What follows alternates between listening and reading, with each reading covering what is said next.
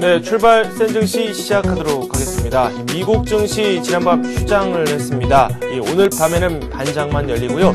유럽 증시는 정상적으로 개장을 했고 장을 마쳤습니다. 오르면서 마감을 하는 모습을 보여줬습니다. 아일랜드 재정 위기가 점차 제자리를 찾아가고 있다라는 보도가 나오고 있고요. 재정 감축안을 또 발표를 했죠. 이를 놓고도 의견이 분분한 상황입니다. 어제 우리 증시 같은 경우에는 이 소폭 오르면서 마감을 했습니다. 이 외국인 매도하는 움직임을 보이면서 전일 매수를 했던 움직임과는 크게 다른 움직임을 보여주는 그런 모습이 관측이 됐습니다. 기관이 시장을 좀 주도하는 움직임을 보여줬고요. 이 개인이 다시 매수에 가담을 하고 있습니다. 오늘 구체적인 전략을 한번 세워보는 시간 갖도록 하겠습니다. 오늘의 센 전략 시작됩니다.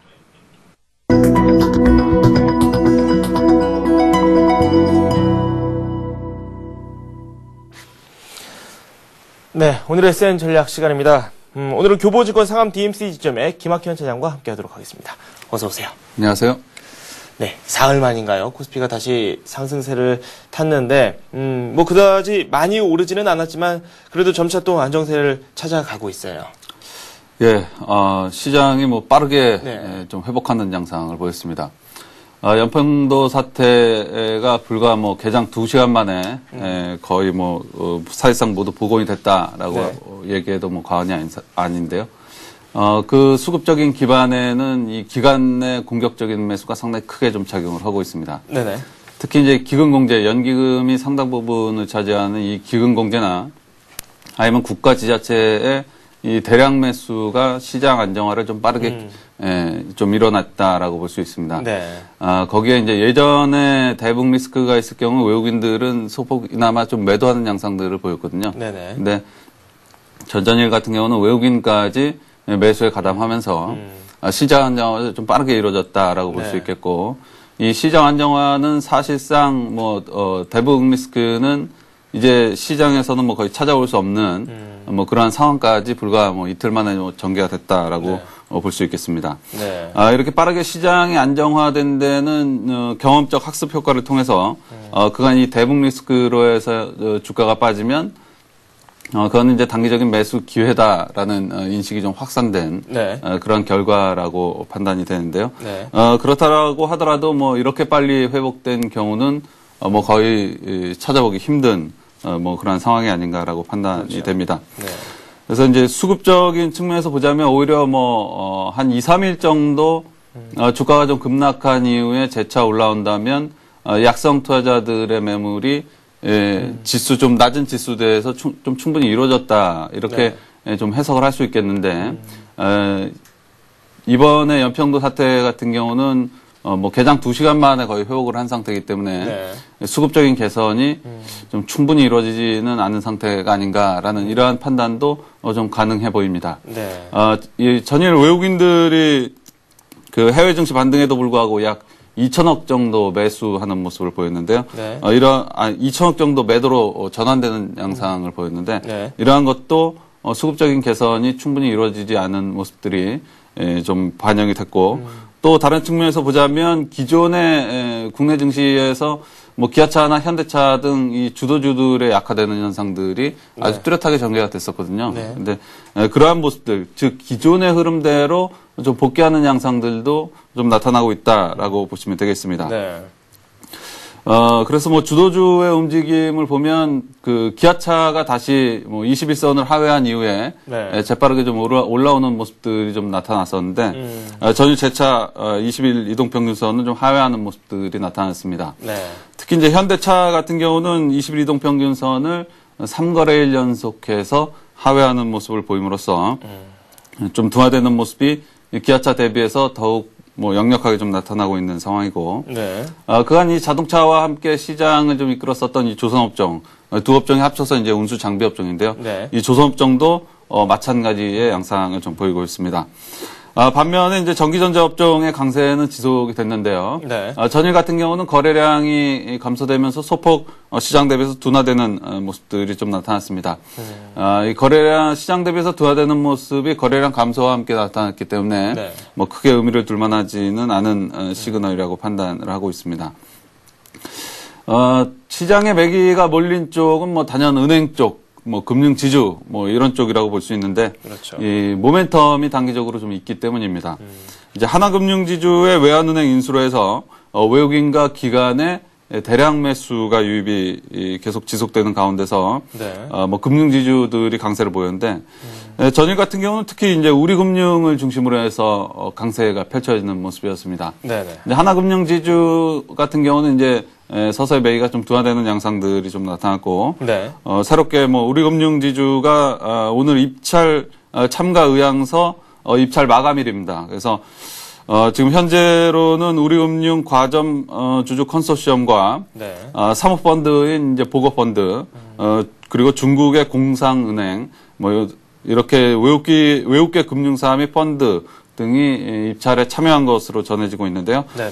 특히 이제 우리금융 과점주주 컨소시엄에는 이 삼성 계열사들이 참여한 것으로 좀 전해지고 있는데, 네. 그러면서 좀 기관의 수급이 대량으로 좀 몰린 것으로 이렇게 판단을 하고 있습니다. 그래서 이 업종상의 흐름을 보자면 어떤 그 중장기적인 긴 시각에서 시장을 리드하는 이런 쪽들은 매기가 좀 약화되고 있는 반면에 네. 단기 모멘텀을 가진 이런 은행업종, 금융지주업종 뭐 이런 업종을 중심으로 해서 수급이 좀 형성되고 시장의 강세를 이끌어가고 있는 양상이다라고 볼 수 있겠습니다. 네. 다음으로 테마주 흐름도 간단하게 살펴보면 전자결제 1위 사업자인 이니시스의 지금 매각이 진행되고 있는데요. 네네. SK텔레콤과 NHN이 참여한 것으로 지금 시장에서는 전해지고 있습니다. 그래서 자회사 이제 모빌리언스까지 전일 동반 상한가에 진입한 양상을 좀 보이고 있고, 네. 복제돼지 사업을 하고 있는 조화제약이 상한가를 가면서 관련주인 삼성 PNC나 RNL바이오 같은 종목도 동반 급등하는 모습을 보였습니다. 네. 이 조화제약의 상한가 같은 경우는 아직 시장에 왜 상한가에 진입을 했는지 네. 갑작스럽게 이렇게 상한가에 진입하는 양상을 보였기 때문에 알려지지 않고 있는데 네. 뭐 그 강세는 좀 단기적으로 좀 지속될 가능성이 높지 않나라고 판단을 하고 있습니다. 마지막으로는 이제 브라질 고속철 입찰을 앞두고 우리나라와 브라질이 컨소시엄 협약식을 가졌다는 소식으로 해서 이 철도 관련주들이 장중에 급등하는 양상이 좀 펼쳐졌습니다. 네. 이 대오에이엘이 장중에 상한가에 진입을 했고 대하태아이나 세명전기 같은 종목도 장중 10% 넘게 급등을 했었는데 네. 장 막판에 뭐 한 1, 20분을 남겨놓고 뭐 대부분 다 다시 상승폭의 상당 부분을 좀 반납하는 양상이었습니다. 네. 이렇게 뭐 전체적으로 시장을 보자면 이 대형주 쪽에서도 이 단기 모멘텀이 있는 쪽들로 해서 시장의 수급이 좀 형성이 되고 네. 그 매기가 전이가 되고 이 테마주들의 흐름이 최근에 사실 그 테마주들이 맥을 못 쳤었습니다. 네. 이 대형주들의 변동성이 상당히 높아지면서 테마주들이 상당히 둔화되는 모습을 보였었는데 이 테마주들이 서서히 살아 움직이는 그러한 양상들까지 좀 나타나고 있습니다. 네. 어쨌든 뭐 단기적으로 우리가 좀 주목해야 될 부분들은 해외 증시가 중국이든 뭐 미국이든 단기적으로 낙폭이 뭐 전전히 좀 회복을 했지만 그래도 단기적인 낙폭이 좀 큰 상황인데 네. 그 해외 증시 같은 경우는 단기 반등을 좀 점칠 수 있는 상황이기도 합니다. 근데 네. 이 해외 증시가 단기 반등을 할 때 국내 증시가 어떤 모습을 보이느냐, 즉 뭐 국내 증시가 해외 증시가 반등을 할 때 언더퍼포먼 모습을 보이느냐, 네. 아니면은 뭐 여태까지는 뭐 아웃퍼포먼 모습을 유지하고 있다고 볼 수 있는데 아웃퍼포먼 모습을 계속해서 보이느냐, 또 이때 기아차나 현대차와 같은 네. 주도주가 어떤 모습을 보이느냐, 해외 증시 대비해서 언더퍼포먼 모습을 보이느냐, 아웃퍼포먼 모습을 보이느냐, 이러한 부분들이 단기적으로는 좀 시장의 관전 포인트가 되지 않을까 이렇게 전망을 하고 있습니다. 네. 수급 쪽으로 조금만 더 살펴보도록 할게요. 어제 외국인들이 매도를 했죠. 네. 뭐 주식시장뿐만 아니라 채권시장에서도 매도를 또 기록을 했는데 외국인 그 전날 같은 경우에는 오히려 매수를 하면서 시장을 떠받치는데 일조를 했습니다, 분명. 하지만 어제 같은 장에서 또 매도를 했다는 점에서 약간 의구심을 갖게 되는데 뭐 하루 이렇게 매도한 것 가지고는 아직까지는 우려할 만한 상황은 아니겠죠. 아니 뭐 외국인들이 전일 뭐 2천억 규모의 매도를 가지고 뭐 크게 우려할 만한 네. 사항은 아니라고 보고 있습니다. 사실 뭐 전전일 그 연평도 사태 이후에 그 전일 시장이 개장을 하기 전에 이제 그 외국계 쪽에서 국내 증권사에 사실 대규모 자금을 좀 아침에 집행해 달라. 지수가 많이 빠질 경우에 대규모 자금을 집행해 달라. 뭐 이렇게 좀 요구를 한 것으로 알고 있습니다. 근데 이게 지수가 개장하자마자 사실상 2시간 만에 회복됐다고 말씀드렸지만 주요 대형주 같은 경우는 한 30분 만에 모두 회복을 했습니다. 그래서 빠르게 회복을 하면서 외국인들이 잡고 싶었던 물량은 사실상 잡지 못했죠. 그래서 앞서 제가 이제 수급적인 개선이 좀 더 좀 확실하게 좀 이루어졌다면 하는 그 아쉬움을 좀 말씀드렸었는데요. 이러한 것도 또 외국인 시각에서는 좀 반영이 되고 있다고 판단을 하고 있습니다.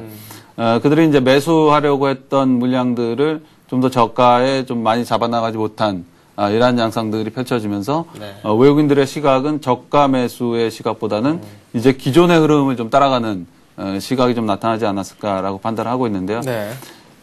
사실상 이 기관들이 지금 시장을 이렇게 떠받치고 있다라고 판단이 드는데 이 기관들의 매수가 크게 몰리는 쪽들은 최근에 이제 전기전자나 은행 쪽들이었습니다. 전기전자 쪽에 먼저 좀 수급이 형성이 됐었고 그 다음에 은행 쪽에 형성이 됐었는데 이 전기전자가 크게 오른 것이 지난 월요일, 화요일 정도였죠. 이 월요일, 화요일 정도, 특히 이제 월요일 같은 경우는 이 증권사의 2011년 전망의 리포트들이 굉장히 많이 폭주한 날이었습니다.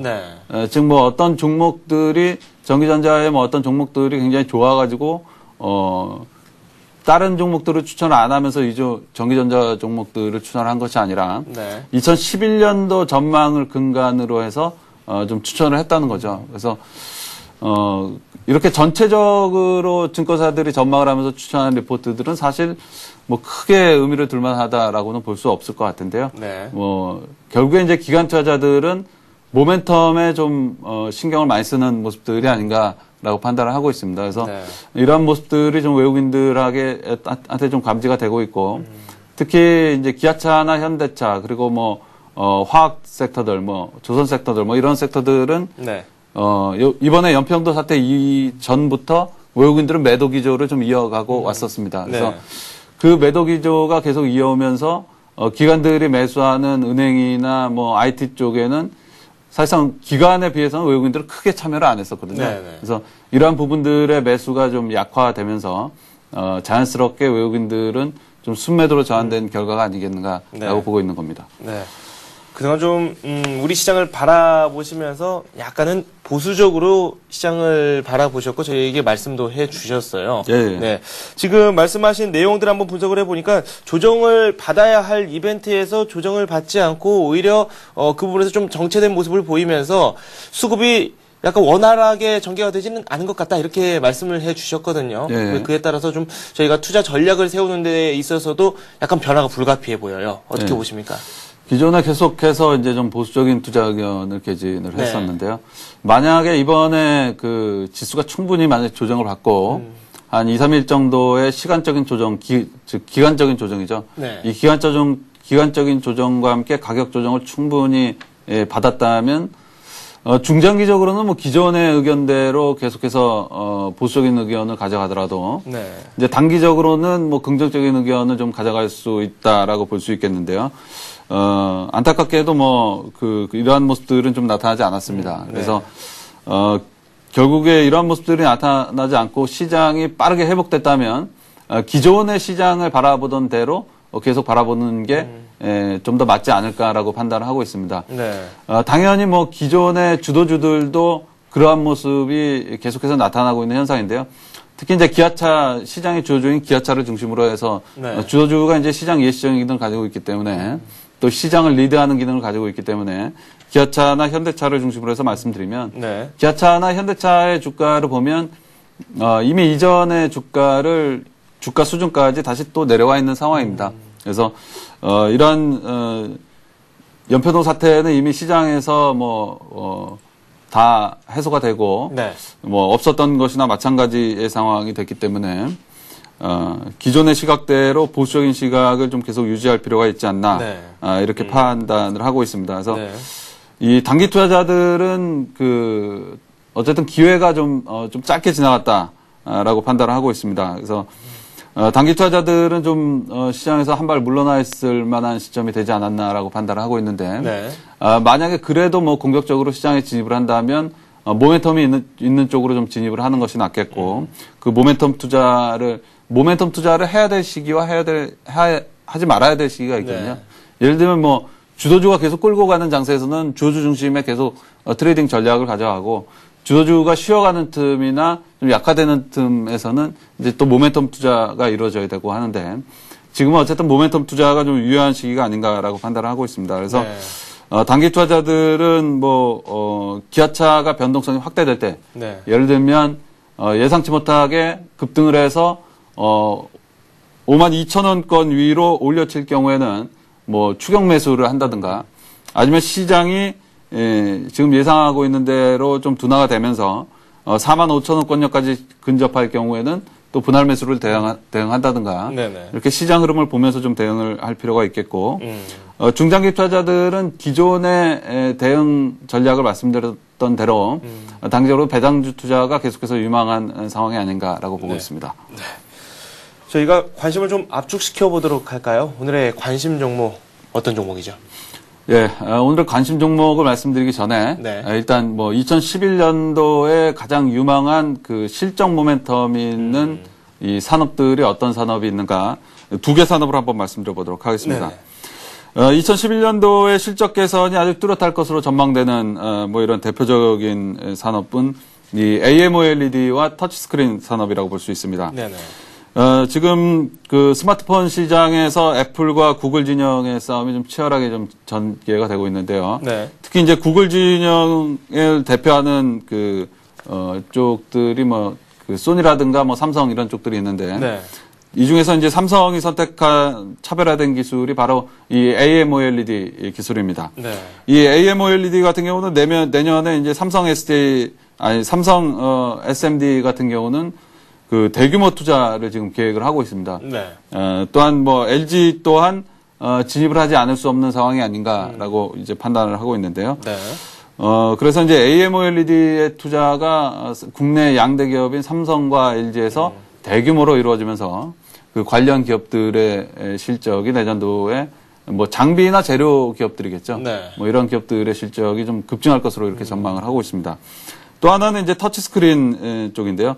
지금 나오고 있는 이제 스마트폰뿐만이 아니라 얼마 전에 출시가 된 이제 태블릿 PC까지 모두 이제 그 대세는 모두 터치스크린 쪽으로 나가고 있습니다. 네. 여기에 이제 스마트 TV 시장 한 2012년도에 출시가 돼서 2013년도에 본격적으로 이제 시장이 열릴 것으로 판단하고 있는데 네.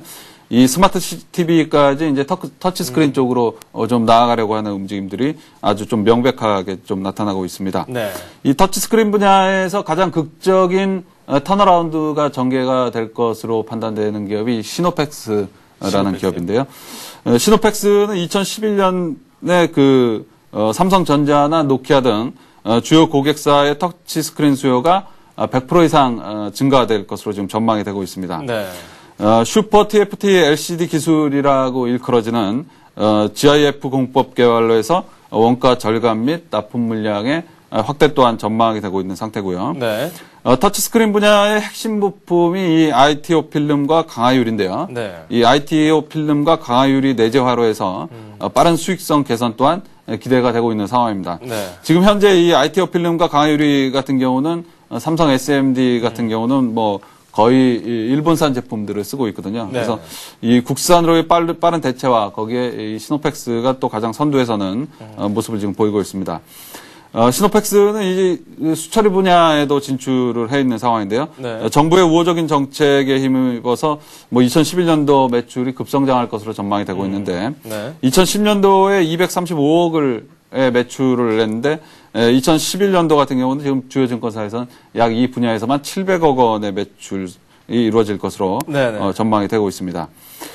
특히 가장 주목할 부분은 이제 앞서 말씀드린 그 수익성 높은 강화유리 부분인데요. 이 부분이 4분기부터 처음으로 매출에 본격적으로 반영이 됩니다. 그래서 4분기는 전분기 대비해서 영업이익이 약 2배 성장할 것으로 전망이 되고 있고 이렇게 해서 2011년도 영업이익은 지금 2010년 대비해서 약 5배 이상 네네. 성장될 것으로 이렇게 전망이 되고 있습니다. 네. 마지막으로 간단히 차트 흐름 살펴보도록 하겠습니다. 외국인 지분율과 함께 좀 살펴보겠는데요. 최근에 이제 곧 이 5,000원 전후에서 이제 외국인 지분율이 급격하게 오르는 모습들이 좀 포착이 되고 있죠. 네. 외국인 지분율이 거의 뭐 0%에서 지금 6%대 중반까지 좀 올라와 있는 상황입니다. 네. 근데 주가는 최근에 코스닥 시장의 약화와 뭐 여러 가지로 해서 주가는 큰 폭의 좀 둔화되는 모습들을 좀 맞고 있습니다. 예, 시노팩스의 2011년도 ROE는 뭐 30% 후반 정도로 네. 여타 뭐 멜파스라든가 디텍 시스템이라든가 뭐 이런 여타 이 터치스크린 업체와 비슷할 것으로 전망이 되고 있는데 네. 이 PBR 같은 경우는 여타 그 터치스크린 업체들이 모두 다 3배 이상으로 지금 나타나고 있는 반면에 이 시노팩스 같은 경우는 약 1.85배 정도의 PBR을 받고 있습니다. 네. 그러면 비슷한 ROE가 날 것으로 지금 전망이 되고 있는데 네. PBR 같은 경우는 여타 경쟁 기업 대비해서 절반 정도밖에 되지 않는 상태죠. 그러면 네. 뭐 규모가 좀 다른 기업들 대비해서 규모가 좀 작다고 하더라도 네. 할인율이 좀 과도하게 받고 있는 상황이 아닌가라고 판단을 하고 있습니다. 그래서 매수가는 전일 대비해서 뭐 소폭 낮은 4,350원 정도로 설정을 하면서 네. 그 지지가로는 4,000원, 1차 목표가로는 6,000원까지 좀 보도록 하겠습니다. 네. 시노팩스 말씀을 해 주셨습니다. 네. 지금까지 김학현 차장과 함께 했습니다. 고맙습니다. 감사합니다.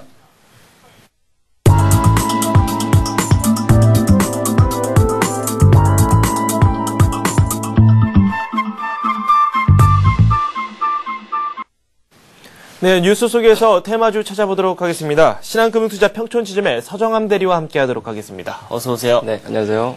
저희가 지난주에 세 종목 살펴봤었죠. 네. 변수가 좀 있었습니다. 이후에 예. 약간 추세가 이탈하는 그런 움직임이 나오긴 했는데 예. 조금은 아쉬워요. 아, 맞습니다. 네네.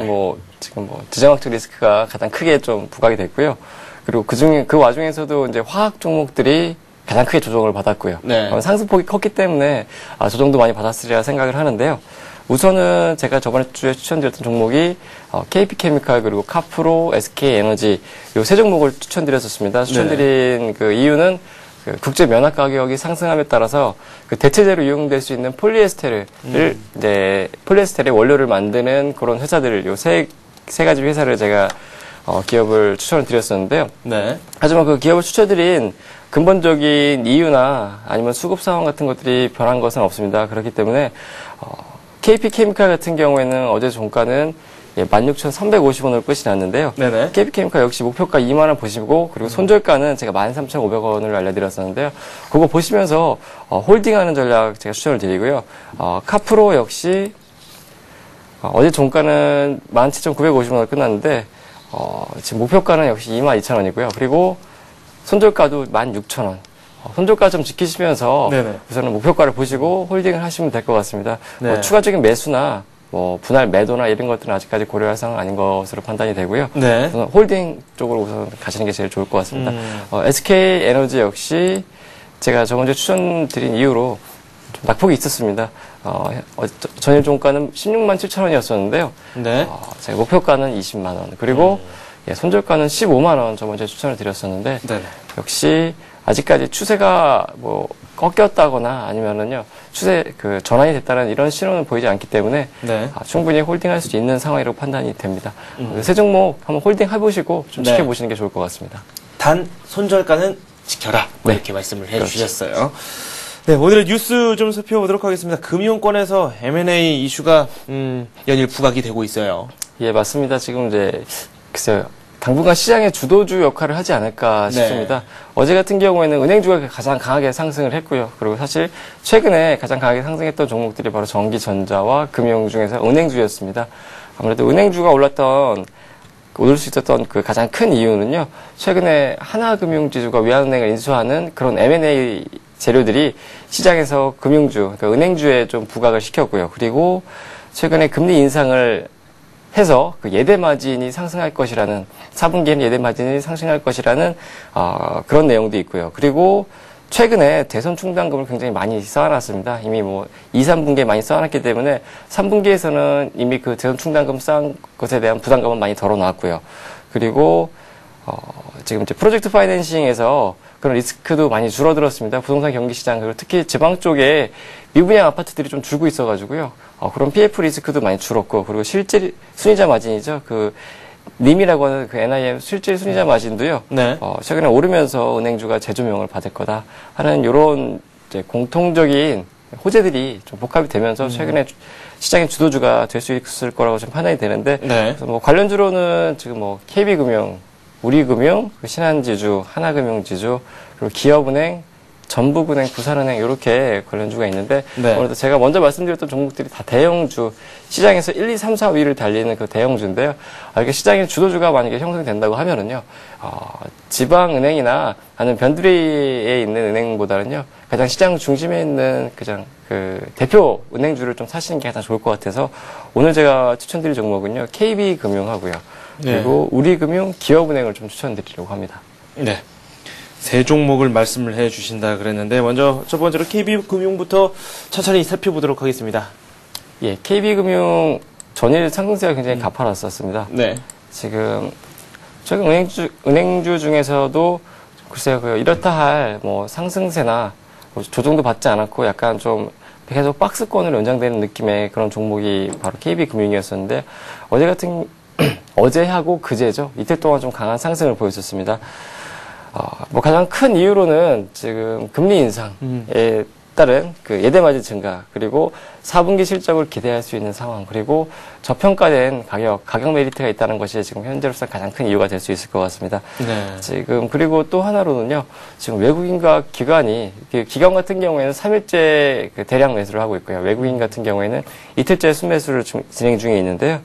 우선은 이렇게 지금 뭐 그 쌍끌이라고 하죠. 그 외국인과 기관의 순매수가 같이 들어온다고 하면은요, 네네. 수급적으로도 굉장히 좀 강하게 상승할 수 있는 그런 바탕이 좀 깔리지 않나 싶습니다. 네. 현재 뭐 소송 진행 중인 4,500억 원 가량의 뭐 법인세 환급금도 기대할 수가 있고요. 네네. 이런 것들은 2011년에 발생할 수가 있는데 4분기에 또 그리고 1분기까지 충분히 기대해 볼 수 있는 그런 좀 메리트가 있는 종목이라고 판단이 됩니다. 그렇기 때문에 은행주 중에서 지금 시가총액 가장 큰 KB금융을 우선 제1 추천주로 좀 말씀을 드리고 싶습니다. 네. 목표가는요, 저희 종가가 54,300원이었었는데 6만 원을 1차 목표가를 보시고 접근하시면 좋을 것 같고요. 네. 매입가는 5만 원, 죄송합니다. 5만 4천 원에서요. 플러스 마이너스 1,000원 사이에서는 한번 매입을 해보실 만하고요. 네. 그리고 손절가 같은 경우에는요, 4만 6천 원을 정해드리고 싶습니다. 네.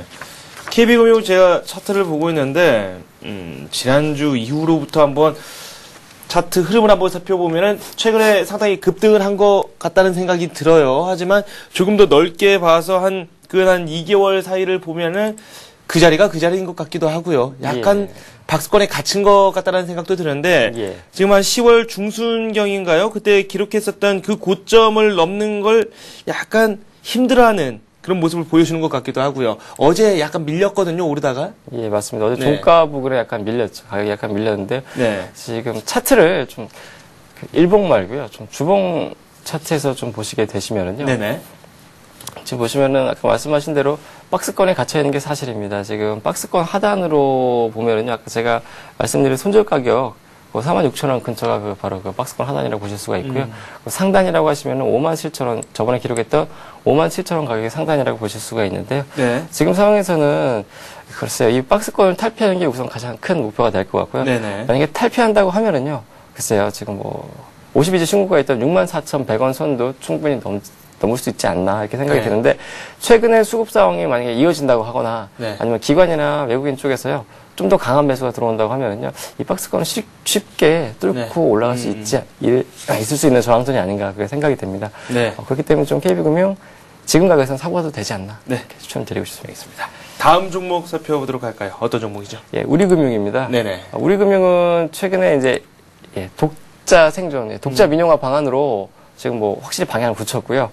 아무래도 그런 내용 때문에 어제 또 좀 상승할 수 있었던 그런 원인이 될 수가 있는데, 사실 최근에 그런 뭐 자금 리스크나 아니면은 그 앞으로 향방에 대한 리스크, 그러니까는 최근에 원래 이제 뭐 하나은행, 우리은행, 외환은행 이제 세 가지가 M&A 재료로 굉장히 좀 얽히고 설켜 있었는데, 이제 방향이 확실히 정해지면서 우리금융은 거기서 빠졌죠. 그렇기 때문에 최근에 좀 주가 조정을 받았었는데, 독자 민영화 방안으로 좀 다양을 틀면서 글쎄요 굉장히 호재가 될 것으로 저는 생각이 됩니다. 네.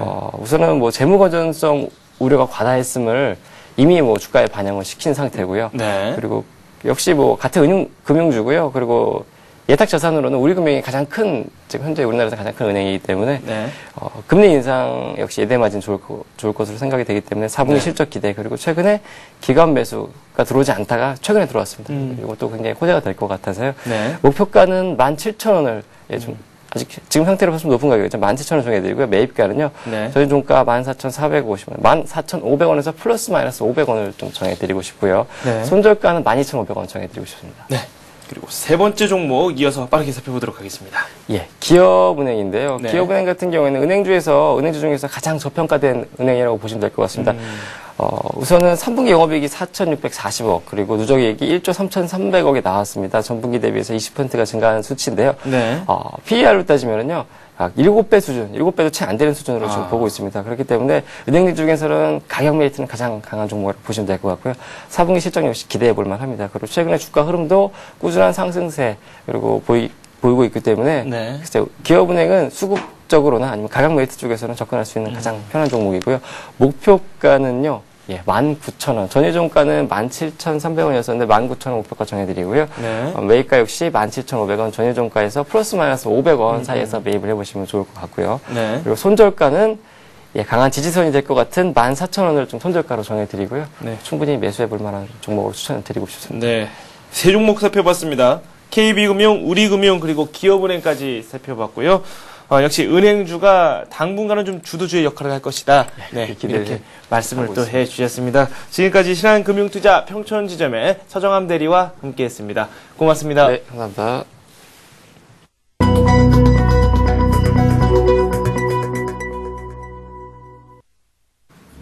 네, 시장이 개장됐습니다. 상승 출발한 것으로 확인이 되고 있는데요. 시총 상위 종목군별로 어떤 흐름이 현재 나오고 있는지 꼼꼼히 살펴보도록 하겠습니다. 화면 함께 보시죠. 삼성전자가 오르고 있습니다. 0.3% 상승하고 있고요. 포스코는 아직까지 가격 변화가 없습니다. 현대차 좀 조정을 받고 있는데 어제 현대차, 기아차, 모비스까지 자동차 관련주들이 조정을 좀 받았습니다. 현대 모비스 같은 경우에 소폭 오르고 있죠. 0.1% 오르고 있고요. 그리고 기아차 0.7% 내리고 있습니다. 5만원 선 아래에 내려와 있고요. 점차 하락세를 더 키워나가고 있습니다. 앞에서 저희가 금융주에 대한 관심 가져보자 이렇게 말씀을 드렸어요. 금융주 세 종목 어떤 흐름이 나오고 있는지 먼저 좀 살펴보도록 하겠습니다. KB금융 0.7% 오르면서 좋은 흐름이 나오고 있는데 매수가로 한 5만원 선을 제시를 해 주셨죠. 상당히 상단에 놓여 있고요. 아래쪽에 있는 우리금융 살펴보겠습니다. 0.6% 상승을 하고 있고 14,550원 선에 거래가 이루어지고 있습니다. 14,500원 선에서 한번 매수를 해보자 이렇게 말씀을 하셨기 때문에 현재 구간도 충분히 매수 권역이라고 말씀을 드릴 수 있겠습니다. 한번 잘 지켜보시고요. 관심 있으신 분들은 상황을 봐가면서 분할 매수 관점에서 접근하시는 전략도 괜찮겠습니다. 기업은행 같은 경우도 0.2% 현재 오르고 있는데요. 17,350원 선에 거래가 이루어지고 있습니다. 마찬가지로 매수가를 17,500원 선에서 플러스 마이너스 500원 선으로 제시를 해주셨기 때문에 마찬가지로 상황을 좀 지켜보시고 접근하시기 바랍니다. 신한지주 같은 경우는 소폭 하락하고 있죠. 0.2% 내리고 있고요. 위에 있는 LG화학 0.5% 조정을 좀 받고 있습니다. 삼성생명 0.1% 오르고 있고요. 한국전력 보합권입니다. SK에너지 어제 상승세를 기록했었는데 오늘 반발 매도가 나오고 있습니다. 0.6% 하락하고 있고요. LG전자 역시 흐름이 견고합니다. 오르다가도 약간 조정을 받았지만 0.4% 현재는 오르고 있고요. LG디스플레이 41,850원 선에 거래가 이루어지고 있습니다. 하이닉스는 25,000원 선 위에 놓여 있고요. 롯데쇼핑이 어제 다시 상승을 하는 움직임을 보여줬었죠. 아직까지는 큰 움직임을 보이지 않고 있습니다. LG는 0.4% 소폭 내리고 있습니다. SK텔레콤 어제 상승했는데 어제 상승세 그대로 이어나가고 있습니다. 0.2% 오르고 있습니다. 삼성물산은 0.4% 내리고 있고요. 신세계 1%대의 상승세를 보여주고 있습니다. 현대제철 그리고 삼성화재는 보합권에서 큰 움직임 보이지 않고 있습니다. 두산중공업이 1.4% 급등하면서 시총 상위 종목군들 중에는 좋은 흐름을 보여주고 있습니다. 코스피 현재 1930을 달리고 있습니다. 0.1% 상승하고 있고요. 코스닥은 510포인트 현재 가리키고 있습니다. 상승률은 0.5%입니다. 시총 상위 종목군들 살펴보겠습니다. 셀트리온이 0.8% 오르고 있고요. 서울반도체, SK브로드밴드 나란히 1%대 상승세가 나오고 있습니다. CJ 쇼핑 그리고 OCI 머티리얼즈 1%대 낙폭 보여주고 있고요. 메가스터디가 다시 또 달리고 있습니다. 20만원 선을 향해서 열심히 달려가고 있고요. 1% 오르고 있습니다. 동서 다음 엇갈리고 있죠. 0.9% 오르고 있는 동서에 비해서 다음은 0.7% 내리고 있습니다. 네오이스 게임스 1.4% 오르고 있고요. SFA 0.7% 상승을 하고 있습니다. 어제 태웅이 바닥권에 접어들었다. 이렇게 저희가 말씀을 드렸습니다. 큰 움직임은 나오지 않고 있고요. 0.1% 내리고 있습니다. 차트를 보시면 태웅의 주가 상당히 저평가됐다는 사실을 알 수 있습니다. GS홈 쇼핑 현재 부합권이고요. SK컴즈 1.2% 오르고 있습니다. 주성엔지니어링부터 성화이텍, 태광, 덕산, 하이메탈, 하나투어는 강보합권에 머물고 있습니다. 네, 이렇게 해서 코스피 코스닥 시총 상위 종목군들의 특징적인 흐름 한번 살펴봤습니다. 네, 잠시 이 종목 짚고 넘어갈까요? 크레듀 차익 실현 매물이 꽤 나오고 있죠? 3.7% 급락하고 있습니다. 삼성 SDS가 제일모직으로부터 크레듀의 지분을 인수했다는 소식이 들려지면서 크레듀가 좀 좋은 흐름을 보여줬었는데 차익 실현 매물이 계속해서 나오고 있습니다. 3.7% 하락하고 있습니다. 네, 이렇게 해서 시총 상위 종목군들 흐름 정리해봤습니다. 현대증권 배성영 연구원 연결해서 출발 상황 점검을 해보도록 하겠습니다. 안녕하세요. 예, 안녕하세요. 네, 오르고 있습니다. 1935까지 코스피가 상승폭을 확대하고 있고요. 시총 상위 종목군들의 흐름도 썩 나쁘지는 않습니다. 현 시장 어떻게 보십니까? 네, 전반적으로 장 초반부터 외국인과 기관들의 그런 순매수가 이어지면서 지수는 강보합권 흐름을 보이고 있는데요. 역시 전일 미국 시장이 추수감사절로 인해서 휴장을 하기는 했지만 유럽 증시가 이틀 연속 반등에 성공하면서 전반적인 투자 심리는 지정학적 리스크에 따른 그런 투자 심리 위축에서 빠르게 벗어나고 있는 상황으로 보시면 될 것 같습니다. 금일 역시 업종 전반에 대해서 이제 강세를 보이고 있는 상황이고요. 역시 단기적으로는 외국인 매매 동향에 따라서 시장의 변동성이 일부 나오고 있는 상황이라는 점에서 다소 외국인 매매에 대해서 계속 주목할 필요가 있겠고요. 다만 내일 금일 미국 시장도 이제 블랙 프라이데이 시작으로 해서 오전장만 열리는 상황이고요.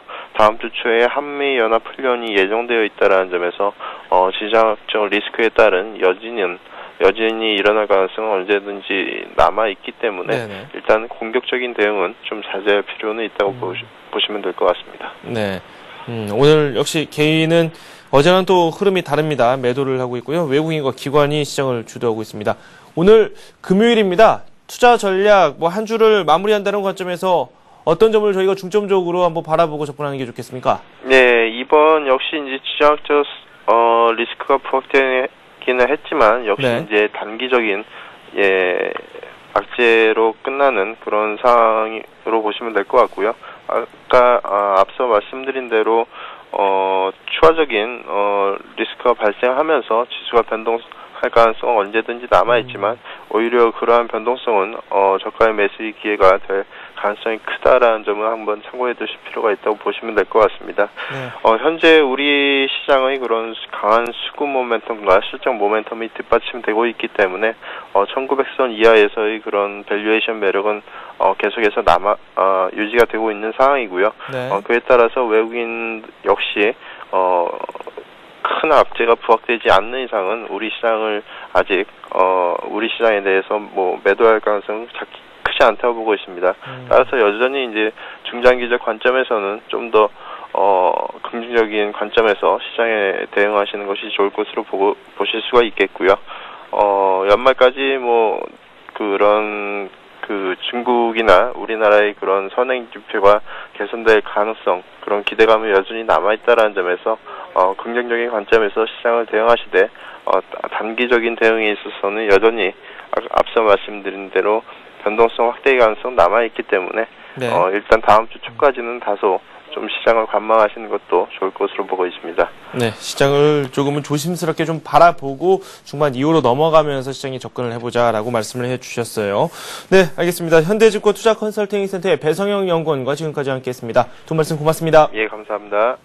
이번에는 외환시장, 채권시장 상황도 한번 점검을 해보도록 하겠습니다. 삼성선물 리서치팀의 배신영 연구원 연결되어 있습니다. 안녕하세요. 네, 안녕하십니까. 네, 먼저 외환시장 출발 상황부터 점검해 볼까요?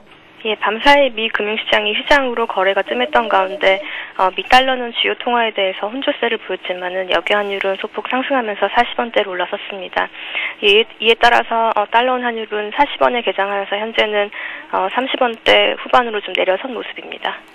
네, 원달러 환율 이틀간의 상승세를 멈추고 어제 하락세로 다시 접어들었는데요.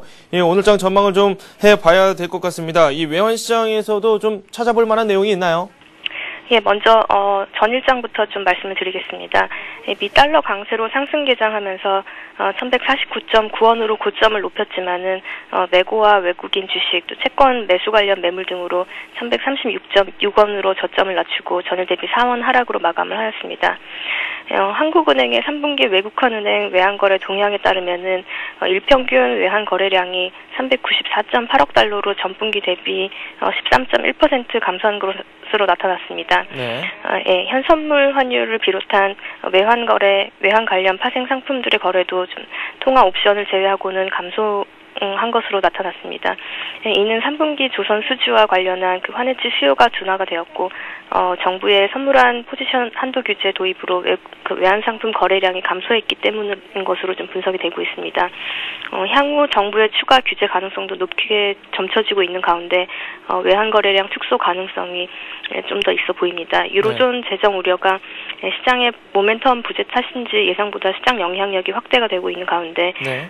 전일 중국 인민은행이 유동성 관리를 강화하고 통화정책 여건을 정상화하겠다고 밝히는 등 중국의 긴축 부담이 지속이 되면서 대외 여건도 환율의 지지력을 제공하고 있습니다. 네. 북한 이슈는 일단락되는 듯 보이지만은 긴장감은 좀 더 지속이 될 듯 보이며 증시 외국인도 적극적인 매수를 자제하고 있어서 환율의 지지력을 제공할 것으로 보입니다. 네. 한편 수합시장에서는 대내외 악재에도 불구하고 여타 금융시장과 마찬가지로 비교적 안정적인 흐름을 나타내고 있습니다. 금일 밤사이 미 추수감사절로 대외 변수 영향력이 재현이 된 가운데 호주 달러 등의 약세를 반영하면서 지지력이 예상이 되고 1140원 중심의 등락을 예상하고 있습니다. 네, 이 정부의 추가 규제 부분도 한번 잘 살펴봐야 되고, 이 대북 리스크 또한 점차 완화가 되고 있지만 이 부분 언제 또 변수로 작용할지 모르기 때문에 이 점도 한번 잘 확인을 해야 된다. 중국의 긴축 관련된 정책도 변수가 될 수 있다. 이런 말씀을 해주셨습니다. 채권시장 출발 상황도 한번 살펴보도록 하겠습니다. 예, 금일 채권시장은 12월 국고채 발행 규모 축소와 다음 주 국고채 입찰 공백 등으로 인한 그 수급 부담 경감에 국채 선물이 내틱 상승 개장하는 등 추가 강세를 보이고 있습니다. 네, 강세장이 이어지고 있는데 이 외국인들이 어제 채권시장에서도 이 매도하는 움직임을 보였거든요. 어제 흐름 한번 살펴볼까요? 네, 전일 금리 낙폭이 과도했다는 그 인식에 대한 되돌림과 외국인의 현선물 매도로 약세 개장한 데다가 12월 국고채 발행 물량 확대 루머로 약세폭은 더욱 확대가 되었습니다. 하지만 재정부에서 예정대로 발행할 것이라고 발표를 하면서 채권시장은 전약 후강 장세가 나타나면서 중장기 영역을 중심으로 금리가 하락 마감하였습니다. 12월 국고채 발행은 연간 잔존 발행 물량 수준이 2.5조 원으로 시장 예상치에 부합하는 수준이었습니다. 만기별로는 전월과 유사한 수준의 발행 비중을 유지를 하였고 바이백 규모는 총 2조 원으로 비경쟁 입찰을 고려하더라도 실질 발행 물량은 1조 원 이내로 크게 축소될 전망이어서 연말 수급 호전에 대한 기대가 커질 것으로 예상이 됩니다. 한편 유통 물량 부족으로 스퀴즈 우려가 있었던 10-2호에 대해서는 국고채 교환 4천억 원이 결정이 되면서 정부의 시장 안정 의지를 재차 확인함에 따라서 중기 영역에서 장기 영역으로의 순환매성 매기 이전이 예상이 됩니다. 금일 채권시장은 12월 국고채 발행 규모 축소와 또 다음 주 국고채 입찰 공백 등에 인한 그 수급 부담 그 경감으로 추가 강세 가능성을 타진할 전망입니다. 다만 국채 선물 12월물 월물 교체 이후에 112.5포인트대의 주요 매물대가 축적이 되어 있어서 추가 상승 시에는 매물 압박이 작용할 수 있어 보입니다. 또한 유로존 재정 위기 완화로 위험 자산에 대한 선호도가 증가하고 있는 점도 채권 시장의 강세를 제한시키는 요인으로 좀 작용할 수 있어 보입니다. 네, 채권 시장 말씀까지 들어봤습니다. 배신영 연구원과 함께했습니다. 고맙습니다. 예, 감사합니다. 네, 잠시 후 전문가 포트폴리오가 이어집니다.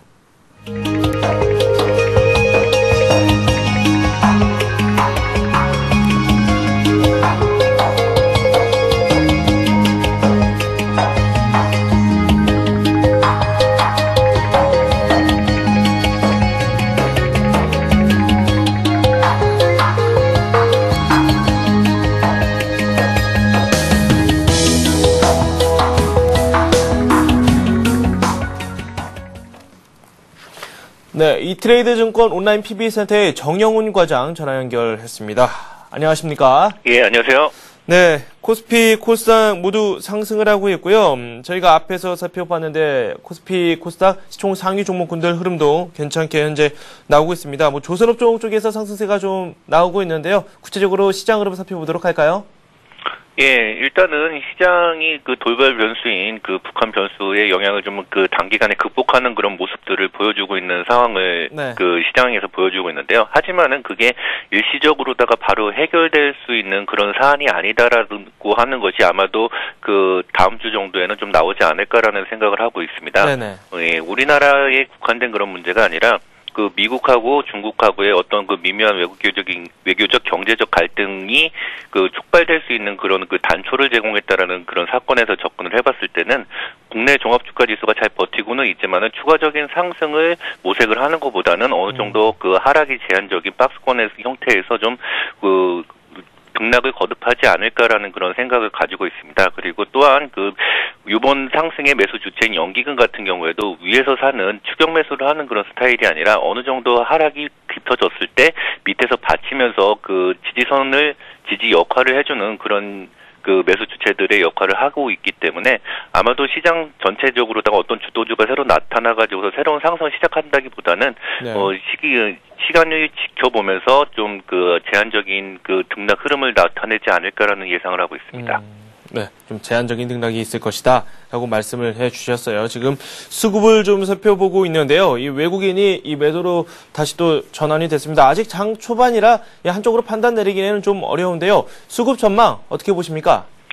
예, 일단은 그 기관 쪽에서는 꾸준한 매수가 들어올 그 가능성이 많은데요. 아마도 그 연기금 쪽에서 이런 상황을 대비를 해가지고서 밑에서 저가 매수세들은 계속적으로 들어올 가능성이 높습니다. 하지만 외국인의 스탠스는 이전처럼 이제 10월 달이나 그 이전처럼 꾸준하게 매수를 하는 그런 그 스탠스에서 좀 벗어날 가능성이 많이 있고요. 그리고 지금 현재는 국내 시장에 잘 반영이 되고 있지 않지만은 유럽 시장의 어떤 위기감이다라고 하는 것들이 시간이 지나면서 좀 증폭이 되고 있는 그런 상황들입니다. 그렇기 때문에 외국인들 입장에서는 이머징 마켓이나 아니면은 좀 위험자산 쪽에서 안전자산 쪽으로다가 선호를 하는 경향을 보일 가능성이 높으면서 네. 외국인들 입장에서 보기에는 그 대규모의 순매수를 한다라기보다는 상황을 보면서 좀 언제든지 현금화를 시키면서 그 안전자산으로 도피를 할 수 있는 그런 좀 네.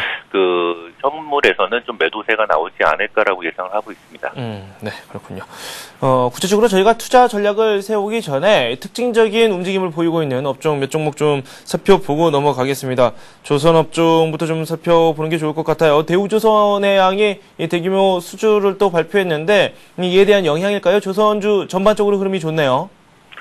예, 보시면 알겠지만은 건설주라든지 아니면은 그 이전에 그 북한의 영향을 좀 덜 받았던 그런 그 종목분들이 몇 개 있습니다. 은행주도 요새 최근에 그 흐름 같은 것들이 좋았고 건설주도 좋았고 했는데요.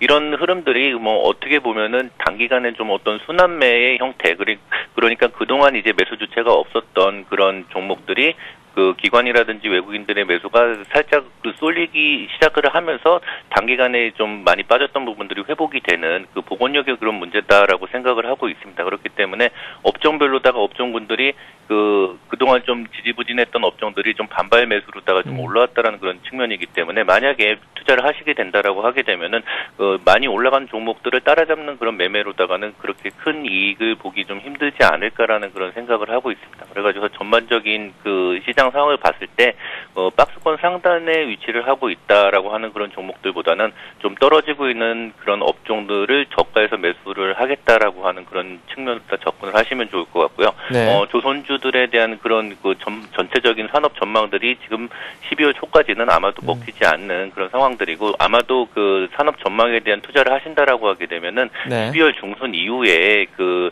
산업 전망을 보시고서 접근을 하시는 게 좋다라고 생각이 됩니다. 네. 테마주 쪽들도 뭐 같은 관점에서 바라보는 게 나을까요? 뭐 철도주라든지 그리고 방산 관련주들 흐름 자체가 좀 들쭉날쭉하게 전개되는 경향이 가끔가다 보이기는 하는데 현재 추세는 괜찮거든요. 테마주들은 또 어떻게 바라보는 게 나을까요? 예, 일단은 개인들의 투자 심리가 보시면은 알겠지만 좀 위축이 되기 쉬운 그런 상황들입니다. 그렇기 네네. 때문에 테마주라고 하는 것들은 화랑 장세에서 개인들이 이제 어느 정도 단기간의 수익을 크게 얻기 위한 그런 심리들이 응축이 돼가지고서 그 테마주들이 활성화가 되는 그런 경우들이 많은데요. 지금 현재 상황에서는 개인들이 상당한 불안감을 떨치면서 지금 그 시장을 보고 있기 때문에, 만약에 시장이 빠진다라고 했을 때는 오히려 그 대형주들의 영향력보다는 그 중소형주들, 특히나 이제 테마주 같은 경우에는 등락폭이 심한데요. 그런 테마주들은 한꺼번에 그냥 무너질 수도 있는 그런 상황이다라고 보시고서 접근을 하시면 될 것 같습니다. 만약에 지금 뭐 그 철도 테마라든지 아니면 방산 테마 같은 그런 경우도 뭐 이제 위기감이 고조된다라고 해가지고서 그 뭐 방산 테마 같은 것들이 추가적으로 또 상승을 한다라고 보기에는 상당히 좀 힘든 그런 측면들이 있고요.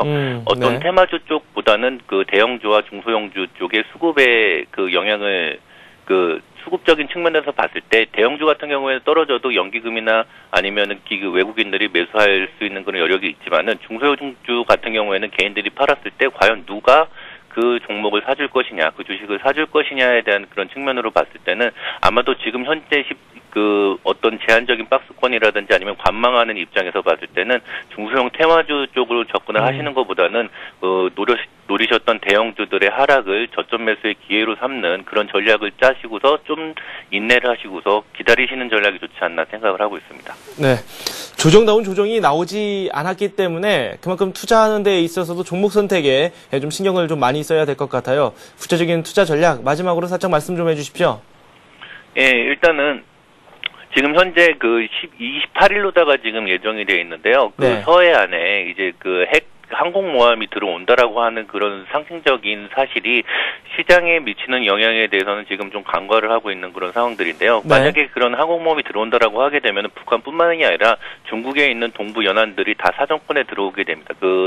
실제로다가 무력 시위라고 하는 그런 측면에서 봤을 때는 대중국하고 미국과의 관계가 상당히 어려워질 가능성이 있고요. 그거에 따라서 우리나라 같은 경우에는 중간에 껴서 이러지도 못하고 저러지도 못하는 그런 경제 외적인 그런 정치적인 문제하고 연관이 될 가능성이 높다라고 생각을 하고 있습니다. 그렇기 때문에 그런 영향들이 어떻게 진행이 될지는 지금 좀 지켜봐야지 되는 상황인데요. 그렇기 때문에 만약에 지금 투자를 생각을 하고 계신다라고 하시는 분들은 12월 중순 이후로다가 좀 시기를 미루시는 게 좋으실 것 같고요. 그다음에 네. 지금 만약에 주식을 100% 가지고 계신 분들이다라고 하게 되면은 오히려 지금 좀 현금화를 시키신 다음에 적어도 주식 비중을 한 절반 정도로까지만 보유를 하시고서 현금화를 시키신 다음에 연말에 새로운 장세를 좀 기다려 보시는 게 좋지 않을까 생각을 합니다. 네, 조금 더 신중해지자 그런 말씀이신 거죠? 예, 그렇습니다. 네, 고맙습니다. 예, 감사합니다. 네, 지금까지 이트레이드 증권 온라인 PB센터의 정영훈 과장과 함께했습니다. 네, 현재 코스피가 0.04% 내리고 있고요. 반전이 됐죠. 코스닥 같은 경우는 상승폭을 좀 줄이고 있습니다. 지금 외국인들이 매도를 현재 하고 있는 것으로 확인이 되고 있습니다. 외국인 코스피 시장에서는 다시 또 매수로 전환이 되는데 기관 쪽에서 갑자기 매물을 또 내놓기 시작했네요. 코스닥에서는 외국인과 기관이 이 양쪽에서 매도를 현재 하고 있는 상황입니다. 네, 저는 마켓앤센 증시에서 이 개별 종목에 대한 흐름도 한번 살펴보고요. 여러분께서 이 상담 요청을 하신 내용에 대해서도 이 말씀을 추가적으로 더 드리도록 하겠습니다. 잠시 후에 뵙겠습니다.